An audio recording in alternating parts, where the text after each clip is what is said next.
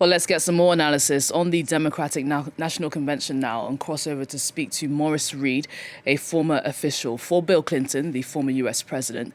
And Morris Reid is also a political strategist from Chicago. Morris, it's great to have you on the program. Thanks so much for joining us. It's, of course, a big night for Vice President Kamala Harris. She's set to give the biggest speech of her political career as she ceremonially accepts her party's nomination. What message will she need to get across to voters with the elections being just 3 months away? First and foremost, she needs to be her authentic self. What you've seen under Kamala Harris in these last 30 days is her true self. Unlike when she ran for president in 2019, where she was more of a politician, she wasn't as successful. Being authentic and relatable are the critical things.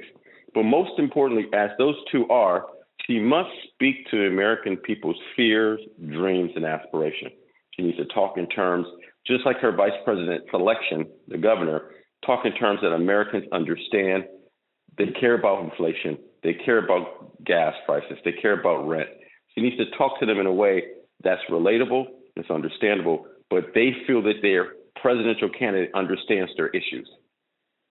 Morris, the Democratic National Convention over the past few days has resembled somewhat of a big political party. There's been a lot of focus on joy and contrasting that message with Trump's agenda. But some critics say there hasn't been enough emphasis on policy. Give us your thoughts on that. Well, I think that there's some truth in that, and you can say that about the Republican convention as well.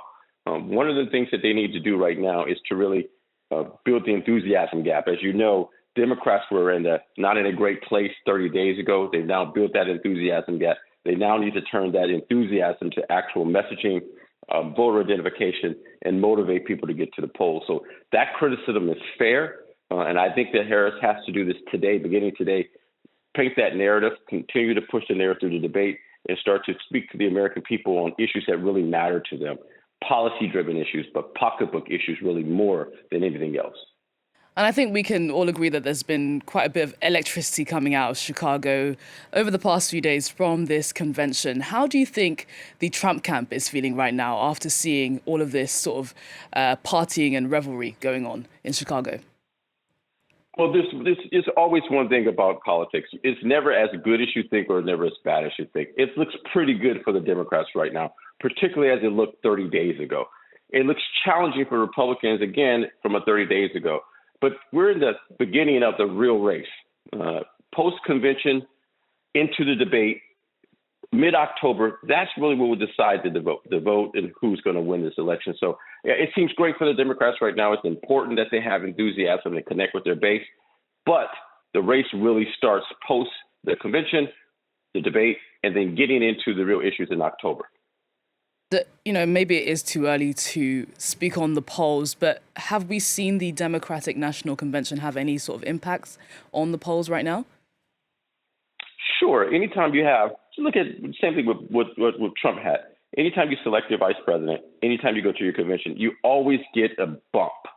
I expect that the Harris campaign will get a 5 to 10 point bump come out of this convention. Will that be sustainable? I'm not for sure. But if you don't get the bump coming out of your convention, it certainly makes it more challenging for you to win the election. So she has money. She has momentum. Let's see how it goes around September 10th when the first debate happens, and then mid-October when we really start to have people focus on the issues that matter to them when they go to vote in November. Morris Reid there. Thank you so much for your analysis here on France 24. That's Morris Reid, a former official for Bill Clinton, the former US president, and a political strategist from Chicago. Thanks so much for joining us on the program. Thank you.